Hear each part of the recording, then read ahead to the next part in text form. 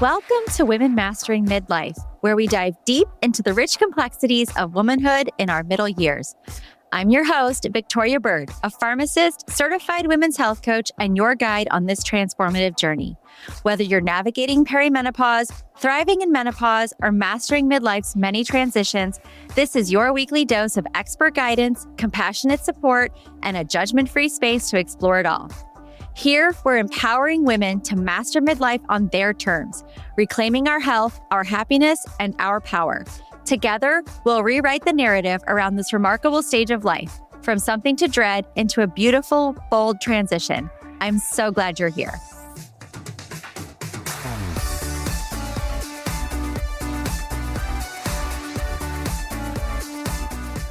Hi, everybody, and welcome back to Women Mastering Midlife. I last week did an episode for you on creatine and why I think it is so important.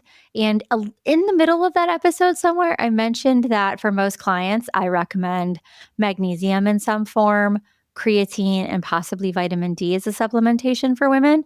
And so this week, I wanted to dive into magnesium because a lot of people talk about magnesium and the different forms of magnesium. And I would like to have one simple conversation that you can learn why magnesium is important for your body, what kind of forms are out there, what they supposedly worked best for, and get you set on your way to understanding what you might be needing to add into your diet or what you might need to be adding into your medicine chest. So magnesium is a mineral that quietly supports hundreds of vital functions in our body, but it's often overlooked. Some people say that it helps ease anxiety, supports sleep, calms your muscle cramps, regulates hormones. I mean, of all the vitamins out there, magnesium is like the midlife MVP. So I'm going to walk you through how to get more from your food, what to know about supplements, and which forms are best for your specific needs, because not all magnesium is created equal, especially when you need it for a certain reason. So the mineral magnesium is essential for nervous system regulation, hormone balancing, sleep support, bone health, blood sugar and insulin sensitivity, muscle and heart function. The list goes on and on. But in midlife, declining estrogen can reduce magnesium absorption and retention, making deficiency more common, especially if you're experiencing insomnia, anxiety or irritability, muscle cramps, restless leg. We all have had that, fatigue, headaches, migraines, and even an irregular heartbeat. So if you're experiencing any of these and understanding that, wow, the older I get, the less of magnesium is absorbed in my body, then you're probably going to be thinking to yourself, okay, what do I need to eat? What do I need to take? Because if I could help myself sleep a little better or reduce, especially that evening anxieties, or I've got muscle cramps, I wake up with those Charlie horses, or the restless leg syndrome, especially when you lay down at night, those are all reasons to be thinking that you need more magnesium. So the typical goal is 320 to 400 milligrams of magnesium per day in a combination of food and supplements. As even though I'm a pharmacist and pills are, dispensed, I heard a motto from a pharmacist once that said, pills are to be dispensed and not ingested, which is interesting, but it makes sense, right? As a business, we want to dispense pills. As a person, we don't want to ingest them. So what I say to people is if you can get more of your supplementation of minerals and vitamins from your diet, the better off you are. So your top magnesium-rich foods are your dark leafy greens. Kale. Here we go. Kale, spinach, and Swiss chard. Some of you might be like, oh, that's great. I already incorporate kale in my smoothies, or, oh, I love spinach salads, or whatever. And then there are a few of you that are like having that visceral childhood response, like, spinach. But there's a lot of options. There's a lot of sneaky ways to put that into your diet, into smoothies, etc. Kale chips are one of the favorites in my house in the summer. So those are some ways to get your dark leafy greens in. Nuts and seeds are also high in magnesium. So you're looking at almonds, cashews, and pumpkin seeds. I can't keep cashews in my house, no matter how hard I try. Cashews are flying off the shelf. If you're looking for legumes, you've got black beans, lentils, edamame. Edamame is one of my favorite things to throw at people. It has a good source of protein, a good source of magnesium. the amount of soy in edamame, I mean, you'd have to eat wheelbarrows and wheelbarrows and wheelbarrows of edamame to have an effect on estrogen. So eat your edamame. It's okay. It's good for you. Whole grains like quinoa, brown rice, and oats. Quinoa is another powerhouse. It's another good protein slash carb slash magnesium supplement option. Avocados. Avocados are high in magnesium. Bananas, I'm sure, are the one thing you've thought about. Everybody says you need magnesium, potassium, you go for a banana. Dark chocolate. If you can find dark chocolate with a 70% cacao or greater, you are looking at a delicious treat that's going to give you some magnesium. So if you want to have some dark chocolate as dessert, go for your 70% or more cacao, and you're having some magnesium supplementation as too. You're having magnesium supplementation as well. Tofu and tempeh also have magnesium in those. Those are also great sources. So if you could eat these as whole, unprocessed foods, that's best. A lot of times what we don't think about when we think about eating vegetables and other foods to help supplement, we forget that during the processing process, chopping, cooking, boiling, steaming, we lose some of the vitamin content from our food. I know the idea of chewing on kale does not excite you, but the most beneficial way to get more magnesium is to keep your food as minimally processed as possible. But so if diet isn't enough, or you're like, you know what, I can't eat any of those things, they just don't work for me, or I don't eat enough food, so that's never going to happen, you might still see some signs that you need to supplement if you're having trouble sleeping, if you're having muscle twitches, cramps in your muscles, restless leg, if you're having high stress or anxiety, constipation, headaches, migraines, or if you're having a lab done and your magnesium level is low, although the accuracy of that isn't something I would base my supplementation on. Right now, there are so many different forms of magnesium that you might be like, okay, Vicki said get magnesium. I'm going to go to the store and I'm going to look at magnesium and I'm going to get a bottle and I'm going to go to about 400 milligrams a day. And then you get there and it's magnesium glycinate, citrate, malate, L-threonate, oxide, taurate, chloride.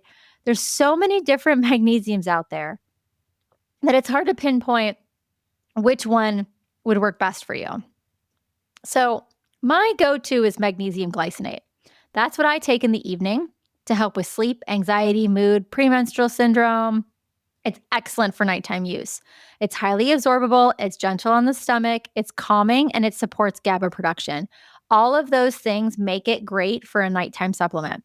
So every evening before I go to bed, I take my magnesium glycinate and I take my progesterone, and then I go to sleep. So I highly recommend magnesium glycinate. Confused about which supplements are truly beneficial during midlife? My supplement guide cuts through the noise, offering clear insights into what your body needs during the menopause transition. It's time to support your health with knowledge. Grab a free copy at missvictoriabyrd.com/free-guides. You'll also find the link in the show notes below. Magnesium citrate, mag citrate, is for constipation, sluggish digestion. It has a laxative effect. So if you have a sensitive GI tract or you're not constipated, don't take magnesium citrate. I don't know if you still have these in the pharmacies where you live or if you've ever seen them, but there's tiny little green glass bottles of lemon flavored mag citrate. And sometimes doctors would use those for endoscopies. Need I say more? If you don't have constipation, don't pick magnesium citrate. We'll just leave it at that. Magnesium malate is for fatigue, muscle pain, and fibromyalgia. It supports energy production and muscle recovery. That one is great in the morning. I haven't used that one myself. I feel like the magnesium glycinate has also helped with muscle soreness in the evening, so I haven't needed to add magnesium malate. Magnesium L-threonate is the only magnesium that I know of that has been proven to cross the blood-brain barrier. So if you are using magnesium for cognitive support for memory or brain fog, magnesium L-threonate is the one that promises brain health and good cognition in studies. So especially in perimenopause brain fog, the L-threonate is the one that you should use. So now, do you take a magnesium glycinate in the evening and a magnesium L-threonate in the morning? Sure, just don't go over your magnesium limit for the day. It's more expensive. Magnesium L-threonate products are typically more expensive. It's a fat-soluble version of magnesium, so it gets across the blood-brain barrier. The other ones will just go through the excretion process, and so you're not going to have that cognitive support. Magnesium oxide is another magnesium. I think Peter Attia said that he uses Magox as his magnesium in the morning. I haven't seen anybody use magnesium oxide other than for heart health. Magnesium taurate is also for heart health. It combines taurine for cardiovascular support and calming the nervous system with magnesium. So that has been found to be a good combination. So if you can find magnesium taurate, or you can take magnesium and taurine separately, that will help with your calming of the nervous system and also cardiovascular support. So if you want to help your heart, make sure you're taking some magnesium. Magnesium chloride is usually a spray or a bath salt. It's great for sore muscles. Magnesium chloride, when you soak in a bath, it can be very helpful, especially if you've had a long day, for restoring muscle health. But that's usually typically a topical use. So again, if you're thinking about when should I take this, you can always ask your pharmacist at the pharmacy counter or your supplement provider at a supplement store. But magnesium glycinate is best in the evening. Magnesium malate, L-threonate, good for morning or midday. It's usually better tolerated and absorbed with food. If you're taking it at night, you don't need to eat a snack. If you have it around dinner or after dinner, that should be enough. Start with it, start a low dose.